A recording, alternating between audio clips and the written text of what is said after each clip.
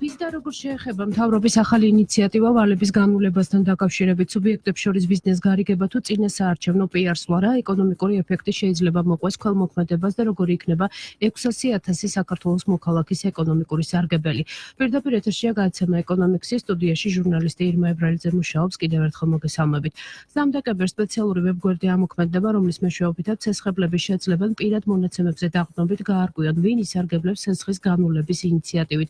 ეგრეთ წოდებულ შავ სიაში მყოფი 750,000 მოქალაქიდან 600,000 საბანკო დავალიანებას ფონდი ქართო გაანულებს. ცნობილია, რომ ინიციატივა საფინანსო ინსტიტუტების ყველა იმ ცესხებელს შეეხება, ვინც მოვალეთა რეესში ფიქსირდება და მათი ცესხის ძირი 2,000 ლარს არ აღემატება და იმ ადამიანებს, ვინც მინიმუმ ბოლო 1 წელია დავალიანების დაფარვას ვერ ახერხებენ. ამ ცესხებლისთვის ინიციატივის ფარგლებში ცესხის ძირთან ერთად ყოველ შემთხვევაში 100 არის გაცხადებული დარიცხული ჯარიმებიც განულდება. ინიციატივა შეეხება მათაც, ვინც ეგრეთ წოდებულ შავ სიაშია საფინანსო ინსტიტუტების ერთზე მეტი პრობლემური ცესხი აქვს, თუმცა თითეული მათგანის ძირი 2,000 ლარს არ აღემატება. პრობლემული ვალების განულება 15 დეკემბრიდან დაიწყება და 31 დეკემბერს დასრულდება. ფონდ ქართოს ამ ინიციატივისთვის მიმდინარე წლის ბიუჯეტში უკვე აქვს რეზერვში 100 მილიონი ლარი, თუმცა ქართოს ქველმოქმედებამ ბევრი კითხვა გააჩინა და დღეს შევეცდებით ბევრი დეტალი გავარკვიოთ. საქართველოს ბანკების ასოციაციის პრეზიდენტი ალექსანდრე ძნელაძე არის ჩვენი გადაცემის სტუმარი, ხოლო გადაცემის მეორე ნაწილში პარლამენტის ჯანდაცვის კომიტეტის თავმჯდომარე აკაკი ზოიძე ჩაგვერთვება პირდაპირ ეთერში. თავარი ეკონომიკური მოვლენებისა და თემების განხილვა. ეკონომიქსი რადიო იმედის პირდაპირ ეთერში. ბატონო ალექსანდრე, გამარჯობათ. მოგესალმებით. ძალიან დიდი მადლობა, რომ ხართ ჩვენი გადაცემის სტუმარი და გვითმობთ დროს. თემა, რომელიც არის საკმაოდ აქტუალური და ბევრი კითხვის ნიშნები გაჩნდა, მას შემდეგ რაც პრემიერმა განაცხადა ამ ახალი ინიციატივის შესახებ. ჯერ ტექნიკურ საკითხებს შევეხოთ გარკვეულწილად, ვის შეეხება ცესხის განულება? მოდით ზუსტი ფორმატი ვთქვათ, რაზე არის საუბარი. მოხდება საკრედიტო ვალდებულებების შეძენა ფონდი ქართოს მიერ, რომელზეც არის გაცხადებულია უკვე, რომ აღნიშნული ვალდებულებების პატიება მოხდება. რა ვალდებულებებზეა საუბარი?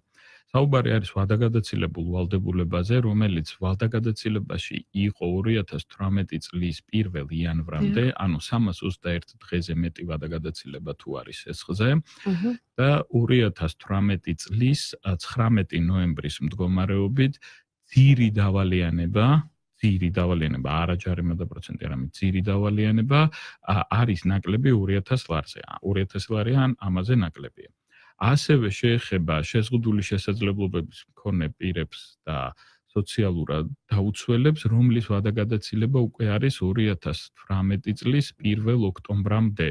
ანუ 2 თვეზე მეტი თუ აქვს ვადაგადაცილება. სხვა პირობები მოქმედებს ამ შემთხვევაში ამ შემთხვევაში დიახ, ესეც მოხდება და მათი ვალდებულებების შეძენაც მოხდება და როგორც უკვე არის გაცხადებული ფონდის მიერაც აღნიშნულ ვალდებულებებს აპატიებს. ეს თანხები აღსრულებასაც თუ აქვს გადაცემული, იმ შემთხვევაშიც მოხდება? ნებისმიერი ვალდებულება, რომელიც კონკრეტულად ამ პირობას აკმაყოფილებს, ყველაზე მოხდება აღსრულებიდან, სასამართლოდან ამ საქმეების გამოტანა და საბოლოოდ პატიება ამ ვალდებულების. მოვალეთა რეესტრიდან, კრედიტ ინფოდან, როგორც მიმდინარე დავალიანება აღარ იარსებებს ეს დავალიანება. როგორც თქვენ ამბობდით, ჯარიმა პროცენტს არ ვიცით, ანუ რეალურად დავალიანების პატიება ნიშნავს იმას, რომ ძირის პროცენტით და ჯარიმაც იქნება ნაპატიები. ძალიან ბევრი კითხვა გაჩნდა, რომ დავუშვათ ეს 1,5 მილიარდ არ იხდის ფონდი ქართო, აქ არის საუბარი ცესხების 20-30%-ზე. ანუ ეს ინფორმაცია, შეთანხმება, რომელიც მოხდება მოხდება, არ ვიცი მე ზუსტად, ბიზნეს სუბიექტებს შორის არის კონფიდენციალური და აუცილებელია დავუშვათ ამის ასე ვთქვათ საშკაროზე. რეალურად რო ვთქვა, ეხა დღის მდგომარეობით არც დაანგარიშებული არ არის საბოლოოდ რა ციფრზე არის საუბარი საბანკო სექტორში. ერთიანობაში კომპეტენტურმა ორგანომ მიაწოდა ინფორმაცია აღნიშნულ ციფრებთან დაკავშირებით და ეს იქით ამხარეა, რომელიც მთლიანად ბაზრის სტრუქტურას უყურებს და აქედან გამომდინარე მე ვერანაირად ვერ დავადასტურებ და ვერ ვუარყოფ, იმიტომ რომ ჩემ ხელში არ არის დღეს ეს ინფორმაცია სრულად. თქვენ იყავით ჩართული ამ მოლაპარაკებებში როგორც ასოციაციის პრეზიდენტი? რა თქმა უნდა, დიახ, მიმდინარეობდა მოლაპარაკება. როდის დაიწყო ამასაც ამას რატო გეკითხებით? იმიტომ რომ ითქვა რომ ეს იყო წინასაარჩევნოდ გამოტანილი და შესაბამისად მაინტერესებს, როდის ჩაერთო თქვენი ასოციაცია აღნიშნულ მოლაპარაკებებში. ამ შეკითხვაზე ხშირად მიწევს ხოლმე ცოტა რთული შეკითხვა არის, იქიდან გამომდინარე, რომ აბსოლუტურად ამასთან კავშირში ვერ ხედავ მე რეალურად. ეს არის ეს პროექტი რეალურად, რომელიც შეეხებოდა ჭარბვალიანობის წინააღმდეგ მიმართულ მოქმედებებს და პასუხისმგებლობიანი დაკრედიტების პრინციპების დანერგვას ქვეყანაში, შეიძლება ვიგულისხმოთ, რომ აღნიშნული პროექტიც არის ერთ-ერთი შემადგენელი ნაწილი. ანუ საუბარი არის, რომ 2017 წლიდან დაიწყო პროექტი რეგულაციების შემოვიდა 100%-იან მაქსიმალურ ზღვარზე. შემდეგ უკვე მაისში იყო რეგულაცია საბანკო სექტორისთვის გარკვეულ შეზღუდვებს, რომელიც ითვალისწინებდა საბანკო სექტორისთვის უკვე. სექტემბერში იყო 50%-მდე ჩამოვიდა მაქსიმალური ეფექტური საპროცენტო განაკვეთი წლიური და დღის მდგომარეობით გვაქვს ეს სურათი, რომ ეროვნულ ბანკს აქვს რეგულაცია შემოთავაზებული ფიზიკურ პირების ზესხის გაცემის შესახებ და პლუს აღნიშნული პროექტი, რომელშიც ჩაერთო ქართულ.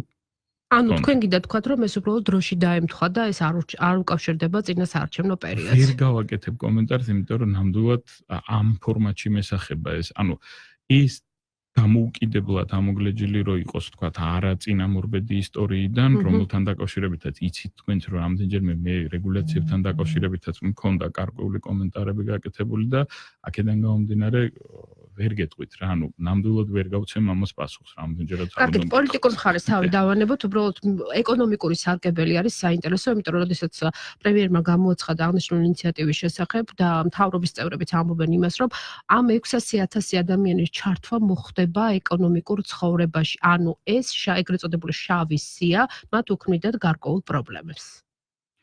დიახ, ეს შეგვიძლია დავადასტუროთ. ნებისმიერი გადაუხდელი ვალდებულება, რომელიც არის კონკრეტული კომერციული სუბიექტის მიმართ, ქმნის გარკვეულ პრობლემებს, იქიდან გამომდინარე, რომ აღნიშნულზე მიმდინარეობს სამართლებრივი დავა, აღნიშნულზე ინფორმაცია არის საკრედიტო ბიუროში და ასევე შესაძლებელია, რომ თუ აღსრულების პროცესი დაწყებულია სესხზე, აღნიშნულ სესხზე გავრცელებული არის ყადაღები, ანუ მოვალეთა რეესტრია მოხვედრილი და ყადაღები ვრცელდება როგორც ანგარიშებზე, თქვათ, იმ საკუთრებაზე, რომელსაც ფლობს, რომელსაც არეგისტრირებს, ან ფლობს ესა თუ ეს ადამიანი.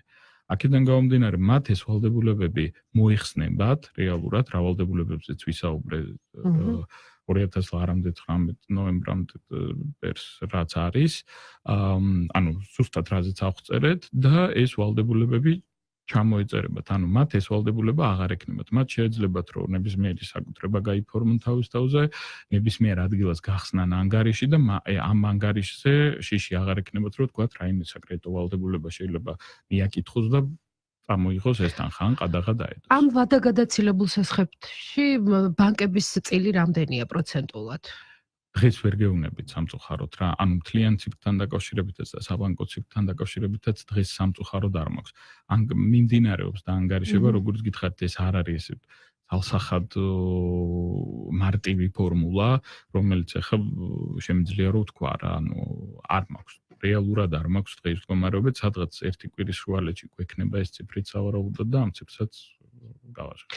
მსმენელი ახალზე მოვისმინოთ შეკითხვა და ყურსასმენი რომ გაიკეთოთ და შემდეგ გავაგრძელოთ საუბარი. გისმენთ თქვენ პირდაპირ ეთერში ხართ. გამარჯობათ კალბატონო ირმა. გამარჯობათ. მიესალმებით კესტუმარს და იმედონებ ესმის. დიახ, ესმის რა თქმა უნდა. აი ესეთი შეკითხვა მაქვს მე რომ რაც ახლა ხდება ამ სესხებთან დაკავშირებით პრაქტიკულად ეს როგორც არის ვირტუალური სესხი, რომელიც დიდი ხნით ამოღებული უფრო ზემოგებებიდან გამომდინარე არის ოცნების სახი რა ქვია ბანკებში დარჩენილი, იმიტომ რომ მიიღებს კარგი, არ მიიღებს ამითი საბანკო სისტემა არ იშლება, მაგრამ დასავლეთში წაერთ ეგეთი სისტემა, რომ ვიღაცა შეუძლია მაგათ მილიარდნახევრიანი სესხი იყიდოს მის რეალურ ფასში 5-დან 10%-მდე. რომ მოსახლეობას ისე არ ეგონოს და ვიღაცამ არ მოაწყულოს, ეხლა ივანიშვილი წავიდა მილიარდნა მილიარდი ნახევარში იქიდან გამომდინარე რომ ეს თანხა უმჯობესია მაშინ ჩაედოს უკაცრავად მე მექნება თქვენთან კითხვა თუ შეიძლება თქვენ პირობითად ავიღოთ რომ ხართ ეგრეთ წოდებულ შავ სიაში და გაქვთ გარკვეული დავალენება თქვენთვის არსებითი მნიშვნელობა აქვს რამდენს გადაიხდის ის ვინც იხდის თუ თქვენ ამ სიიდან ამოდიხართ იცით აიყვეთ თალვა შესაქმე მე თუ ამ ეს სესხი ვერაფერს ვერ მიკითხეს იმიტომ რომ გადაახდის უნუარო ვარ და რეგულაციიდან გამომდინარე ერთ სახლიდან ამ ყველაფერი გავყიდე და პრაქტიკულად ჩამოვარიგე მე მიჩვენე ამ თანხით შეიქმნას სამუშაო რომ მე აი ამ თანხის გამოსყიდვა ჩემი შევძლოთ არა დათური სამსახური გამიწიოს ვიღაცამ რომ აჰა მე შენახლა და მე კიდე აიგე და მე თქვენ გირჩევნიათ სამსახური ვიდრე ვიღაცამ თქვენი ვალი გადაიხადოს გასაგებია თქვენი პოზიცია გასაგებია დიდი მადლობა ანუ ასეთია ამ ბატონის მოსაზრება რომ ურჩევნია კონდეს სამსახური ვიდრე ვინმემ გადაუხადოს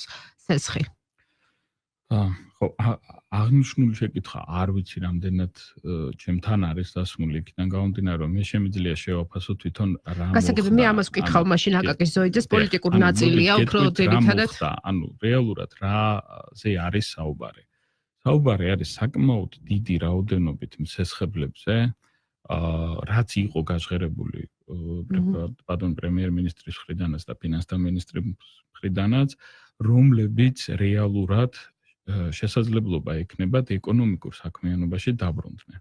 ანუ რეალურად მათ ანგარიშებზე აღარ არის რისკი რომ გავრცელდეს ყადაღა და მათ რეალურად ვალდებულება იმ მომენტისთვის აღარ ექნებათ.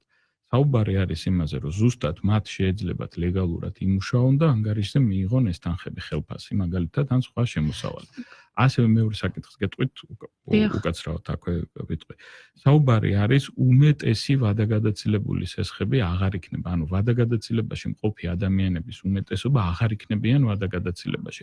რაც რეალობაში ეს იყო შეიძლება დიდი ხნის ნაგროვები ვადაგადაცილებები შეიძლება მოკლევადიანი. ეხლა მე ამას ვერ დავადასტურებ, ვერც რეალურად ვერ ვიტყვი, მაგრამ ეს იმისი წინაპირობა არის, რომ ხვალ ახალი ფურცლიდან დავიწყოთ მუშაობა და ისევ ეს რო გვესმის რომ 800.000, 700.000, 500.000 ვადაგადაცილებული სესხია თუ მსესხებელია, აღარ იქნება რეალურად ხვალ იქნება პასუხისგებლობიანი დაკრედიტების პრინციპები დანერგილი, ანუ სესხის აღებას ყველა ადამიანი ვეღარ შეძლებს, ეს ვიცით და ამაზე ვისაუბრეთ კიდევაც რამდენჯერმე და აქედან მხარეს გვექნება ის ვადაგადაცილებები, რომელიც დღეს ცხელი არის და ხვალ თუ ვინმე ვეღარ გადაიხდის თანხას საპირწონე არ იქნება რომ აი 500.000 ვადაგადაცილება თვითონ საბანკო სექტორი როგორ შეხვდა ამ ინიციატივას ანუ თუ იმ შემთხვევაში თუ აქ საუბარია დავშოთ არ ხდება 100%-ით დაფარვა ამ სესხების საბანკო სექტორის დამოკიდებულება როგორია ანუ ფაქტია რომ შედგა შეთანხმება მხოლოდ ერთ-ერთი კომპანია რომელიც ითქვა ყოველ შემთხვევაში ეს არის ვივუსი რომელიც არ წამოვიდა ამ პირობებზე თქვენ შეგიძლიათ მითხრათ თვითონ საბანკო სექტორის განწყობა ამ ინიციატივასთან დაკავშირებით. ისეთ რა არის თვითონ შინაარსობრივად პორტფელების რეალიზაცია არ არის თქვათ აბსოლუტურად ახალი, ანუ არსებობდა აქამდეც რეალურად ხდებოდა ვადაგადაცილებული პორტფელის რეალიზაცია სხვადასხვა ბანკის მიერ სხვადასხვა კონკრეტული პროდუქტის ჭრილში. მე ვერ ვიტყვი რომ ყველა აკეთებდა, ანუ აკეთებდა კონკრეტული პროდუქტით, კონკრეტული პორციებით რეალიზაციას როგორც იცით არსებობს ამოღების ჯგუფები, რომლებიც ყიდულობდნენ, ანუ კოლექტორები ერთგვარი და ასე შემდეგ. ანუ არსებობდა ეს პრაქტიკა. ესე მასშტაბურად არასდროს არ მომხდარა საქართველოში ამხელა რაოდენობა პორტფელის რეალიზაციის. ანუ აქედან გამომდინარე თუ ჩვენ ვსაუბრობთ იმაზე, რომ ხვალ ახალი ფურცლიდან რეალურად უნდა დაიწყოს კონკრეტული მიმართულებით მუშაობა, რეალურად თვითონ ფაქტი, რომ აღნიშნული პორტფელის რეალიზაცია ხდება, არის დადებითად შესაფასებელი. უბრალოდ აქ არ უნდა მოყვეს აღნიშნულ ქმედებას ინტერპრეტაციები, რომ ეს არის რაღაცაზე მიბმული, რაღაცის წინაპირობა და ასე შემდეგ. რეალურად ეს არის კონკრეტული პროექტის ნაწილი, რომელიც განხორციელებული არის და თუ დამოუკიდებლად შევაფასებთ იმას, რომ სისტემიდან ამხელა ვადაგადაცილებული დავალიანებები გაქრება და აღარ იარსებებს, ეს რა თქმა უნდა დადებითად არის შესაფასებელი. რეალურად ხვალიდან ჩვენ შეგვიძლია, ანუ ხვალიდან ისე პირობითად ვამბობ. ანუ იმ პერიოდიდან, როდესაც განულდება ეს დავალიანებები, ჩვენ შეგვიძლია ვთქვათ, რომ მინიმალური რაოდენობის ვადაგადაცილებული პირები გვეყოლება სისტემაში და შესაძლებელი იქნება ვიმუშაოთ შემდგომი სამუშაო რეჟიმი აბსოლუტურად რა გარანტია არსებობს, რომ არ შეიქმნება ესეთი პრეცედენტი, დაუშვათ კეთილსინდისიერ გადამხდელთან დაკავშირებით ის დაისვა კითხვები, რომ რა დააშავა იმან, დაუშვათ ვინც კარგად იხდის ცესხს, რატომ არის პრივილეგია რატომ ხდება ამ შემთხვევაში და იქნება თუ არა ეს პრეცედენტი ამის დაშვება, რომ მომავალში მე არ გადავიხდის ეს და ვიღაც მე მოარჩევნები და გადამიხდის პირობითად თანხას. ერთჯერადი აქტი რამდენად შეიძლება ვთქვათ, რომ არის ეს. მოდით ვთქვათ ერთჯერადი აქტი რის გამო იყო შექმნილი ვთქვა და გამოწვეული. ანუ რეალურად საუბარი არის სესხებლის მიერ რეპუტაციული რისკის ტარებაზე. ანუ თქვენ თუ ვადაგადაცილება გქონდათ, მაგრამ მაინც დაფარეთ სესხი. ანუ გადაიხადეთ ეს სესხი. თქვენ რეპუტაციაში ჩანაწერი იქნება, რომ თქვენ ვადაგადაცილებით დაფარეთ სესხი. ეს ყველა მიცის ახლა ვინც სარგებლობს ეს ჩანაწერი გაქრება? არა, ეს ჩანაწერი არ გაქრება არც ამ შემთხვევაში და არც სხვა შემთხვევაში არ ქრება. თავისი ისტორია აქვს, თავისი ესე ვთქვათ, ვადები აქვს ამას, რა ვადით ინახება ეს ინფორმაცია და რა ვადის განმავლობაში ქრება. მაგრამ ეს არის თქვენი ჩანაწერი, თქვენ გადახდის კულტურაზე, თქვენ რეპუტაციაზე, ანუ საკრედიტო კუთხით რეპუტაციაზე, რამდენად კარგი გადამხდელი ხართ და რამდენად სანდო კრედიტ პარტნიორი ვარ და შესაძლებელი ხართ. აქედან გამომდინარე, ეს ამას ვერ შეცვლის, ვერც ეს აქცია, ანუ ეს მოქმედება, რომელიც ხდება ვალდებულებების შეძენა და პატიება, ვერც სხვა. ანუ ყველა კარგი გადამხდელი ისევ კარგი გადამხდელი იქნება და ისარგებლებს იმ პრიორიტეტებით, რა პრიორიტეტებითაც სარგებლობს. ხო, მაგრამ შავსიაში აღარ ვიქნები, მე ეს ავიღებ? ანუ თქვენ ხა საუბრობთ იმაზე, რომ შეიძლება ეს აისახოს. შინაარსობრივად აღარ არსებობს. ეს რეალურად შემიძლია ვთქვა, რომ ამაზე დიდი ხანია მიმდინარეობს მუშაობა და ამ კუთხით აღარ არის. შავი სია როგორც ასეთი არ არსებობს რა. ეს რაღაც პრინციპში არც ვიცი რაღაცას დაერქვა შავი სია. აქ არის საუბარი კონკრეტული მსესხებლის ქცევის წესი, როგორ იქნება ისტორიაზე საუბარი, ქონდა ვადაგადაცილება, არ ქონია, რამდენ დღიანი ვადაგადაცილება ქონდა, რამდენი სესხი აქვს, რამდენი არა, მესმის თქვენ რასაც ამბობთ, მაგრამ ეგრეთ წოდებულ ეს ამ 600,000 ადამიანს, რომლებიც ამ ეგრეთ წოდებული შავი სიიდან ამოვლენ, შემდეგ, როდესაც მათ მოუნდება დაუშვათ სესხი აიყონ ბანკში. მათ გამოუჩნდებათ, რომ ქონდათ როდესღაც დიდხნიანი ვადაგადაცილება. და ამას გაითვალისწინებს ბანკი შემდეგ სესხის გაცემისას, მაინც აისახება. საკრედიტო ორგანიზაცია თვითონვე გაითვალისწინებს ამ ადამიანთან როგორ და რანაირად უნდა იმუშაოს. დიახ. გასაგებია, ეხა გადაცემაში არის რეკლამის დრო 292 1188 292 1199 ეს გახლავთ ჩვენი სტუდიის ტელეფონის ნომრები შეგიძლიათ უკვე გადაცემის მეორე ნაწილში დაგვირეკოთ და ჩაერთოთ დისკუსიაში, მაგრამ აქვე გეტყვით, რომ ჩვენ გადაცემის სტუმარი მეორე ნაწილში იქნება პარლამენტის ჯანდაცვის კომიტეტის თავმჯდომარე აკაკი ზოიძე და უფრო პოლიტიკურ ნაწილს განვიხილავთ ჯანდაცვის კომიტეტის თავმჯდომარესთან დაგველოდეთ ჩვენ პირდაპირ ეთერში რამდენიმე წუთში დაბრუნდებით. შეგახსენებთ, რომ გაეთერშია გადაცემა ეკონომიქსი, სტუდიაში ჟურნალისტი ირმა ებრალიძე მუშაობს, სტუდიაში ჩვენი გადაცემის სტუმარია საქართველოს ბანკების ასოციაციის პრეზიდენტი ალექსანდრე ძნელაძე. ჩვენ საუბრობთ ვის და როგორ შეეხება მთავრობის ახალი ინიციატივა ვალების განულებასთან დაკავშირებით. ეხლა სატელეფონო ხაზია პარლამენტის ჯანდაცვის კომიტეტის თავმჯდომარე აკაკი ზოიძე. ბატონო აკაკი, გამარჯობათ.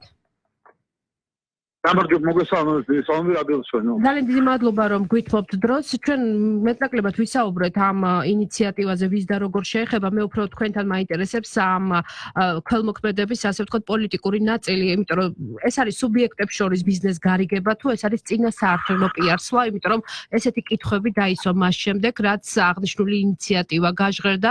ეს უბრალოდ დროში დაემთხვა და წინასაარჩევნო პერიოდს თუ ეს ამაზე იყო ადრესაუბარი.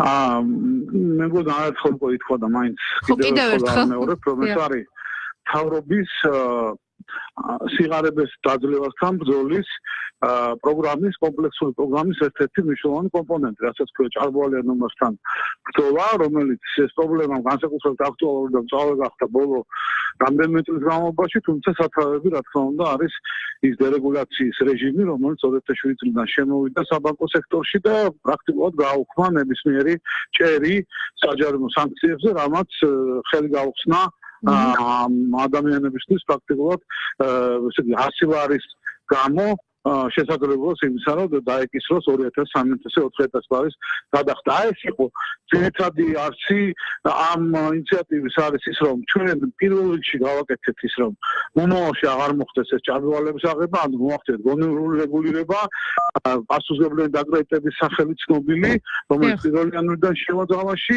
მთელი რიგი სხვა ღონისძიებები ჩატარდა იმისათვის, რომ მომავალში არ დაუშვათ ასეთი ვალების წარმოშობა, ხოლო იმ 600,000 ადამიანისათვის, რომელსაც ეს პრობლემა უკვე დღეს უდგას, ეს იყო გადამწყვეტი ნაბიჯი ამ 600,000 ადამიანისათვის, რომ სუფთაფუძვლად დაიწყონ, ყველა მეცე დავიწყოთ სუფთაფუძვლად ეკონომიკურ საქმიანობაში და ეს გადაწყვეტილება მიღებული იყო ჯერ კიდევ ასე თქვა ზაფხულში, უბრალოდ ვიდეო და დეტალები შეთანხმება. მაგრამ რატომ არ გაჟღერდა დაუშვათ არჩევნებამდე? პირველი ტური, მეორე ტური და გასაგებია ბატონო, თუ ამაზე რომ დასრულდეს მოლაპარაკება, ჩვენ გქონდა არჩევანი ან დაულოდებოდით არჩევნების დასრულებას, ან ახლა როგორ თქვა ჩვენ მოქალაქეების რო ისინი ახალ წელს შეხვდებიან ვალების რადაში. რატომ ზაფხულში ან შემოდგომაზე? ასე თქვა ისტორია. კარგით, რატომ არ ზაფხულში არ ითქვა ამის შესახებ, იმიტომ ჩვენ ვიცოდით, რომ ხელისუფლება მუშაობდა ჭარბვალიანობის მოგვარების პრობლემაზე, მაგრამ ეს კომპონენტი არასოდეს არ თქმულა, ეს ითქვა წინასაარჩევნო და შესაბამისად ამან გააჩინა ბევრი კითხვა. პრემიერ-მინისტრის მიერ შავსი აღარ იქნება. ეს გახლავთ სწორედ ის თემა, რაც ეს არის პრაქტიკული განხორციელება. გასაგებია. და კიდევ ერთი მილიარდ ნახევარი დასახელდა, მაგრამ აქ საბანკო სექტორის კი არა და საფინანსო სექტორის წარმომადგენლები გარკვეული ნაწილი საუბრობს იმაზე, რომ სასაცხო დავალიანების დაახლოებით 30-40%-ის გადახდა მოხდება და ეს არ იქნება მილიარდ ნახევარი. თქვენ რა ინფორმაცია? ხო, იცით რა, მე ცოტა არ მესმის საერთოდ ეს რატომ არის განჯის საგანი, იმიტომ რომ ჩვენთვის თავარი ამოცანა საზოგადოების არის, რომ მოქალაქეებს ჩამოეწერებათ მილიარდ ნახევრის ვალი. რამდენს გადაიხდის კონკრეტულად საქველმოქმედო ფონდი ქართულ, ეს არ უნდა იყოს ასე თქვათ ასეთი ცხოვრების საგანი, ხო, კომერციული თქვათ ეს დამოკიდებულება ამასთან. ფაქტია, რომ ქველმოქმედების მასშტაბი არის ძალიან დიდი, იქნება ეს, რა ვიცი, 100 მილიონი, 200, 300, 400, რა მნიშვნელობა აქვს. ეს როგორც ციფრებზე არის საუბარი, ხო? ისედაც საუბარია ჩვენ მოქალაქეებს აღარ ექნებათ მილიარდ ნახევარი ვალი. ეს არის თავარი მომენტი და არა ის რამდენს და როგორ გადაიხდის, ხო? თავარი მომენტი ხო, მოქალაქეებს აღარ ექნებათ მილიარდ ნახევრის ტვირთი სავალო, რომელიც მათ ეკონომიკურ პრაქტიკულად არალეგალურ ეკონომიკურ აქტივობაში აქცევდა. ეს არის არსი და აქ ძალიან მნიშვნელოვანია თქვენ პირველი კითხვა იყო და 4 მხარე მონაწილეობს ამ ყველაფერში, რომ სახელმწიფო რომელსაც ეს ყველაფერი გამართა სამართლებრივად ყველა მხრივ აწარმოებდა მოლაპარაკებებს, ანუ ხელისუფლება, მთავრობა, ეროვნული ბანკი, რომელიც ასევე აკეთებდა ასე თქვათ ამ პროცესის ორგანიზებას, თვითონ ბანკები, მიკროსაფინანსო ორგანიზაციები და ის ამომღები კომპანიები, რომელთაც გამოიჩინეს ძალიან მაღალი სოციალური პასუხისმგებლობა სახელმწიფო სპეციფიკური პოზიციის გაზიარებით. თვითონ საქველმოქმედო ფონდი. თუმცა ფაქტია, რომ პროკურატურამ დაიწყო. არის ყველა, საბოლოოში მოგებული არის ყველა, გარდა ვიტყოდი ნაციონალური მოძრაობისა და ზოგიერთი ამოღბები ორგანიზაციისა. ფაქტია, რომ პროკურატურამ დაიწყო ამ ფაქტის შესწავლა, არის თუ არა ეს ამომრჩევლის შესყიდვა, ანუ პირობითად როგორ აისახება ზოგადად ეს ქვეყნის პრესტიჟზე, ამ წინასაარჩევნო გარემოზე, პოლიტიკური შეფასება მაინტერესებს თქვენი სულწოთა. მე გითხარით, რომ პროკურატურამ დაიწყო აღნიშნული საკითხის შესწავლა. არის სწორედ დანაშაულის ნიშნები. აუცილებელია სამართლებრივი შეფასება მოხდეს, რომ რაიმე კითხვის ნიშნები არ დარჩეს, მაგრამ ჩემთვის ტრანზაქცია არ ხდება არჩევნების პერიოდში, ეს არის დაპირება, ისე როგორც არის დაპირება ნებისმიერი მთავრობის მიერ წინასაარჩევნო პერიოდში პენსიების მომატებაზე, თუ სხვადასხვა პროგრამებზე, თუ სხვადასხვა შეღავათებზე, რომელსაც სტანდარტულად ნებისმიერ ქვეყანაში იძლევა მთავრობები თუ ხელისუფლება არჩევნებს. ეხლა თუ რაღაც დეტალებია ისეთი, რომელიც ამ სტანდარტში არ აქცევს, ამაზე პროკურატურა გამოიძიებს დადებს, მაგრამ ჩემი აზრით ენისათვის სავალო ტვირთის მოხსნა და ის რომ ახალწელს 600,000 ადამიანი და მათი ოჯახის წევრები შეხვდებიან ვალის ტვირთის გარეშე და ყოველგვარ შავისის გარეშე და ეს ამ ქვეყანაში შავის ხედი აღარ იქნება უკვე აღარც ადრეხო დასაჭერების და დასახლებების შავისიები მოისპორეთ 12 წლიდან ახლა აღარ იქნება ვალების დიდი ციგარი. გასაგებია, ანუ ტრანზაქცია ამიტომაც დაიწყება გახორციელება 15 დეკემბრიდან. ტრანზაქციის განხორციელება შესაბამისად ამიტომ იწყება 15 დეკემბრიდან. ანუ ეს თანხა წინასაახალწლო პერიოდში გამოვა. წინასაარჩევნო დაპირება, ისე როგორც ნებისმიერი სხვა დაპირება და სხვათა შორის ცოტა უცნაური არის ჩვენი ოპონენტების მხრიდან ამ დაპირებაზე აპელირება, როდესაც თვითონ 2000 რა ვიცი რომელიც 4 წელიწადიდან არიგებენ სერტიფიკატებს რაღაც დაპირებებით, რომელიც კონკრეტულად ეხლა უკვე ეხებოდა სწორედ ვალების ჩამოწერას. გასაგებია, დიდი მადლობა. წარმატებებს გისურვებთ. პარლამენტის ჯანდაცვის კომიტეტის თავმჯდომარე აკაკი ზოიძე პასუხობდა ჩვენ შეკითხვებს. ანუ ბატონო ალექსანდრე, თქვენ მოისმინეთ ეს შეფასება, უფრო პოლიტიკური ნაწილი იყო, მაგრამ ითქვა, რომ ტრანზაქცია იქნება არჩევნების შემდეგ. ეს თანხა რამდენზეც არის საუბარი, დღეს არ შეგიძლიათ ხო კონკრეტულად ციფრები დაასახელოთ. ვერ გეუბნებით. როდესაც ეს გამოვა საქართველოს ეკონომიკაში, გამოიწვევს თუ არა ინფლაციას, ან დავუშვათ ლარის დევალვაციას შეუწყობს თუ არა ხელს, ანუ აქ საუბარია ასეულობით მილიონზე პირობითად თუ ეს არ იქნება მილიარდ ნახევარი ერთობლივად გამოშვებული. ეს სუბიექტ შორის გარიგება არის, რომელიც სრულდება ორ სუბიექტ შორის. ეხლა აღნიშნული თანხები რომ ჩამოიწერება შეიძლება უბრალოდ ჭარბი თანხები გაჩენოდათ თქვათ ადამიანებს თუ ეს იქნებოდა გადახდილი ვალდებულებები, ეს ვადაგადაცილებული ვალდებულებები არის, რომლის მაღალ რისკიანი არის ისედაც მისი გადახდა, ანუ მისი გადახდის რისკი თქვათ სტანდარტულ სესხთან შედარებით ბევრად უფრო მაღალია და ვერ გეტყვით რომ ეხლა რაღაცა ჭარბი საკმაოდ დიდი ჭარბი თანხები გაჩნდება უცაბედად ქვეყანაში. ეს უფრო არის ვალდებულებები, რომელიც იყო ვადაგადაცილებული 1 წელზე მეტი ვადით და აღნიშნული პრობლემა მთავრობის მხრიდან იყო აღქმული, აგერ ბატონმა აკაკიმაც განაცხადა, რომ ეს იყო აღქმული როგორც ჭარბვალიანობის პოტენციური რისკი და პრობლემა იგივე ამ შავისიების იქნებოდა თუ ასე შემდეგ, საკმაოდ დიდი რაოდენობიდან გამომდინარე იყო მოსაგვარებელი და ეს უფრო მგონია რომ არის პრობლემის მოგვარება, ვიდრე რაღაცა დამატებითი რისკების შემქმნელი. და რა გარანტია არსებობს იმისი, რომ მე დავსვი ეს კითხვა გადაცემის პირველ ნაწილში, რომ არ დაგროვდება ისევ ეს ვალები, ამას გეკითხებით იმ ახალ რეგულაციების კონტექსტში, რომელიც უკვე 1 იანვრიდან ამოქმედდება.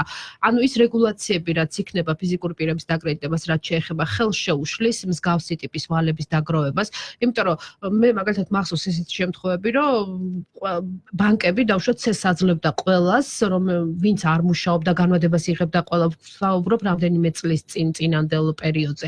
ბანკებზე საუბრობ კონკრეტულად. არა მარტო ბანკები, მიკროსაფინანსო ბანკებიც აძლევდნენ, განმადებას იძლეოდნენ ისე, რომ შემოსავალი არ იყო დადასტურებული. არის ესეთი შემთხვევებიც. ანუ როგორ დაგროვდა მაშინ ამდენი დავალიანება? აქ ხო არ არის საუბარი მარტო ონლაინ სესხებზე. აღნიშნულს არ შეიძლება ვთქვათ, რომ მხოლოდ იმიტომ არის ეს, რომ ვთქვათ, რაღაცა შემოსავლები საუდასტურებლად იყო ბანკებში კონკრეტულად გაცემული სესხები. ეს არასწორი ინფორმაცია არის. ხო, ნუ ნებისმიერი კონკრეტული მაგალითი შეიძლება ერთი მაგალითი ვაქციოთ რაღაცა სტერეოტიპად, ხო, ეს ხო სტანდარტია, მაგრამ ამ შემთხვევაში ეს არ არის სწორი. იქიდან გამომდინარე, რომ მარტო ერთი ფაქტორი ვერ იმოქმედებს, ფიზიკურად ვერ იმოქმედებს რაღაც კონკრეტული პრობლემის წარმოშვებაზე. ერთ-ერთი პრობლემა იყო აღიარებული მთავრობის მხრიდან, რომ ესეც შესაძლებელია იყოს პრობლემა და ამის საწინააღმდეგოდ გითხარით კიდევაც, რომ აი ახსენა კიდევაც ბატონმა აკაკიმ, რომ იყო მაღალპროცენტიანი სესხები, იყო მაღალპროცენტიანი ჯარიმებზე და ასე შემდეგ.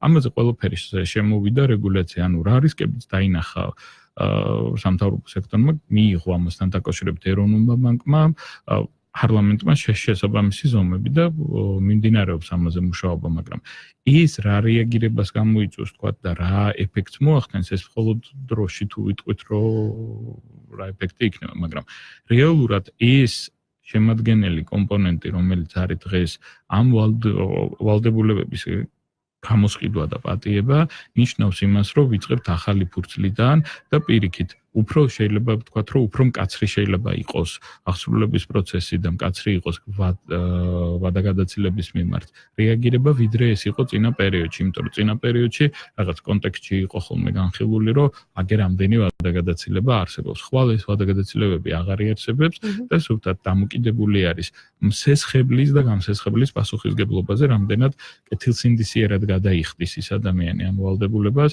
და რამდენად კეთილსინდისიერად გასცემს თქვათ სესხს. სათუი საფინანსო ერთიან კონტექსტში ახალი რეგულაციები, რომელიც 1 იანვრიდან ამოქმედება, ეს დავუშვათ 600,000 საქართველოს მოქალაქის ვალიდან გათავისუფლება, საპროცენტო განაკვეთებზე ზოგადად როგორ მოახდენს გავლენას, იმიტომ რომ როგორც ამბობენ, საქართველოში ერთ-ერთი ყველაზე მაღალი საპროცენტო განაკვეთი აქვს ბანკებს. ეცეთ რაც არ ვეთანხმები აღნიშნულ მოსაზრებას, რომ ერთ-ერთი ყველაზე მაღალი საპროცენტო განაკვეთები არის. თუ ჩვენ შევადარებთ საპროცენტო განაკვეთებს კონკრეტული პროდუქტით, აი აპელირება ხდება ხოლმე იმაზე, რომ აი კონკრეტული პროდუქტი არის აღებული, რომ იპოთეკური სესხი შვეიცარიაში არის ძალიან დაბალი და საქართველოში აიღებენ ხოლმე რაღაც მაგალითისთვის რო ვთქვათ, რამდენჯერ მიახსენეთ ონლაინ სესხს და ამას უდარებენ ხოლმე და ეს 7%-ია იპოთეკური სესხი საქართველოში, 3%-ია ევროპის ქვეყნებში. რესურსის ღირებულება, მოზიდული რესურსის ღირებულება საქართველოში უფრო ძვირი არის ვიდრე შვეიცარიაში. და ეს არ არის მხოლოდ ერთი ფაქტორით გამოწვეული, ანუ რესურსის მოძიება საქართველოში უფრო ძვირი ჯდება ვიდრე მაგალითად და განვითარებულ ქვეყანაში, ასევე დამოკიდებული არის იმაზე, რომ საქართველოში ერთგვარი უფრო ნაკლები არის შეგროვების კულტურა ვიდრე სხვა ქვეყნებში, განვითარებულ ქვეყნებში ვთქვათ, და ადამიანებს არ აქვთ, ვთქვათ, დეპოზიტებიც განთავსებული ბანკებში, უფრო ნაკლებად აქვთ განთავსებული სადებოზიტო ანგარიშებზე ხანხები ვიდრე სხვა ქვეყნებში.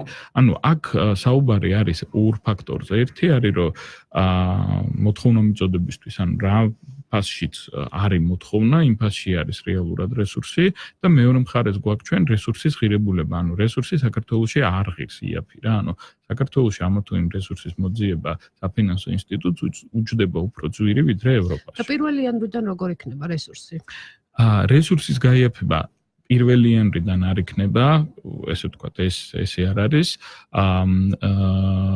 საინვესტიციო რეიტინგის გაუმჯობესება, ქვეყნის რეიტინგის გაუმჯობესება შეუწყობს უფრო მეტად ხელს, რომ საქართველოში რესურსის ღირებულება შემცირდეს.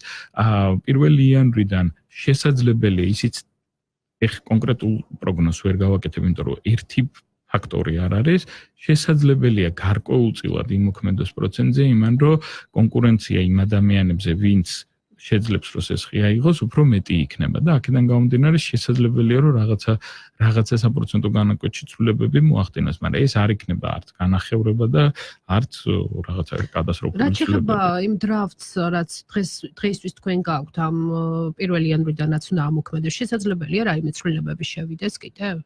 დამატებით, თუ ეს არის საბოლოო სახე. ვერ გეტყვით, ამას საბოლოოდ მე ვერ გეტყვით, იქიდან გამომდინარე, რომ ამაზე პასუხისმგებელი ჩვენ არ ვართ და არა, მე გეკითხებით, გამომდინარე იქიდან კონსულტაციები გრძელდება თუ არა ამ საკითხზე და შესაძლებელია თუ არა იგივე დავუშვათ სესხის მომსახურების კოეფიციენტი კიდევ აიწიოს, გარკვეული შეთანხმება მიღწეულია, ხო და განსხვავება არის პირველსა და თქვენ ეთერშიც მაქვს ნათქვამი, რომ კოეფიციენტები არის ერთი ნაწილი მხოლოდ, ერთ-ერთი ნაწილი. კოეფიციენტის აწევა-დაწევა მოახდენს მხოლოდ ერთ კონკრეტულ მიმართულებაზე რეაგირებას. აქ არის საუბარი სხვა ფაქტორებზე, რომელიც დეტალურად არის თქვათ გასაშლელი და მე მგონი მოსაწყენი იქნება უბრალოდ რომ ყველაფერზე ესე ვისაუბროთ. მიმდინარეობს კონსულტაციები, მიმდინარეობს დღის მდგომარეობითაც საუბარი, რა არის თქვათ ამ რეგულაციაში თქვათ მისაღები, რა არ არის მისაღები და ასე შემდეგ. აღნიშნული რეგულაცია წინა რეგულაციასთან შედარებით არის მნიშვნელოვნად ესე ვთქვათ სახეცვლილი და შეგბილებული. ანუ გათვალისწინებულია რიგი რეკომენდაციები და რიგი თხოვნების, რომელიც იყო საფინანსო სექტორიდან, მაგრამ ეს რეგულაცია საკმაოდ მძიმე რეგულაცია არის. ესე არ მინდა რომ იყოს ახმული. ეს რეგულაცია საკმაოდ საფინანსო სექტორისთვის და მსესხებლისთვის. ორივესთვის თანაბრად. რა თქმა უნდა, დიახ, ეს როგორც ითქვა, არის იმ პრობლემის მოგვარება, რაც ამ წლების განმავლობაში იდგა ქვეყანაში. მჭარბვალიანობა, არ ეთანხმებით ამას? ეს აბსოლუტურად გასაგები არის, იქიდან გამომდინარე, რომ მარეგულირებელი და კომერციული სექტორი სხვადასხვა მხარეს დგას. ანუ ეს რო ერთი ინტერესების მატარებელი და ერთი მხარეზე რო არ იქნება, ხო, რა თქმა უნდა. აქედან გამომდინარე, მათი მოსაზრებები გასაგებია, ვეთანხმებით თუ არ ვეთანხმებით ეს მეორე საკითხი არის, მაგრამ ამ შემთხვევაში არის საუბარი ჭარბვალიანობის რისკზე.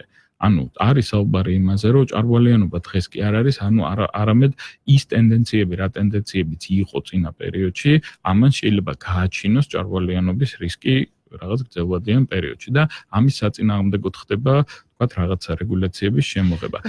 ეს რამდენად სწორია, რამდენად არ არის სწორი. რეგულაციები ისეთი თემაა, რომ ამოუწურავია და ამას ერთი ეს რეგულაცია ამოუწურავი არის, ამაზე შემიძლია კიდევ ერთხელ გავაკეთო განცხადება, ეს საკმაოდ კომპლექსური რეგულაცია არის და ჩვენც რო გქონდა დავა ვთქვათ და რაღაცა წინა პირობები და კონსულტაციების გამართვა ემსახურება იმას, რომ საერთო მიზანი რა მიზანიც არის, იმას მივახციოთ და არა ის, რომ რეგულაციები არ ჭირდება ქვეყანას და აუცილებლად უნდა იყოს არარეგულირებადი ბაზა.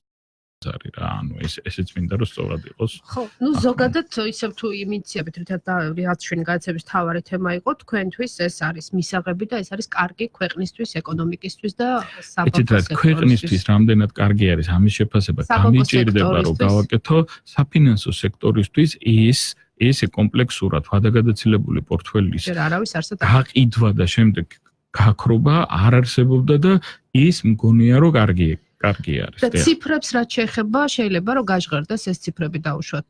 ანუ კონფიდენციალურია ეს ინფორმაცია და ვერ გამოვა ეს სააშკარავაზე თუ ბანკები შემდეგ ამის შესახებ იტყვიან. რაც კონფიდენციალური არის, რა ინფორმაციაც კონფიდენციალურია, რა თქმა უნდა ეს ინფორმაცია ვერ გაჟღერდება, რაც მაგალითად ყველაზე ისეთი რომ ადამიანები ვერ დასახელდებიან, ვინ გათავისუფლებიან, მაგრამ რა დონეზე არის ეს კონფიდენციალური და რა იქნება საბოლოო კონტრაქტში რა იქნება კონფიდენციალური და რა არა ამას ვერ ვეტყვი. მაგრამ საბოლოოდ დაითვლება ეს ინფორმაცია და მოგახსენებთ კიდევაც რისი გაჟღერება შეგვეძლება აუცილებლად ამ ინფორმაციას მოგაცვლა. ხო, ანუ აკაკი ზოიძემ თქვა რომ ეს არის გარკვეულწილად წინასაარჩევნო დაპირება. ამაზე უკვე დავხდებით. შესაბამისად მიმდინარეობს მუშაობა და საბოლოო დრაფტი ჯერ არ ვიცით. ანუ საბოლოო შეთანხმება ჯერ არ არის გაფორმებული ბანკებსა და კონტრაქტი გაყიდეს. ეს გაფორმდება 15 დეკემბრამდე, 3 დეკემბრამდე თუ სწორად მახსოვს, 15 დეკემბრამდე უკვე მოხდება სრულად გამოსყიდვა და პატიების რეჟიმის დაწყება, ესე ვთქვათ, 3 დეკემბერს იქნება საბოლოოდ ცნობილი რა კონკრეტულად რა სიაზეა საუბარი, ვიზია რაზეა და რა ფორმულაზეა საუბარი. დიდი მადლობა საინტერესო საუბრისთვის. წარმატებებს გისურვებთ. საქართველოს ბანკების ასოციაციის პრეზიდენტი ალექსანდრე ძნელაძე პასუხობდა ჩვენ შეკითხვებს. მომავალ ხუთშაბათს ამ სტუდიაში სხვა თემით და სხვა სტუმრებით დავბრუნდებით. მადლობთ.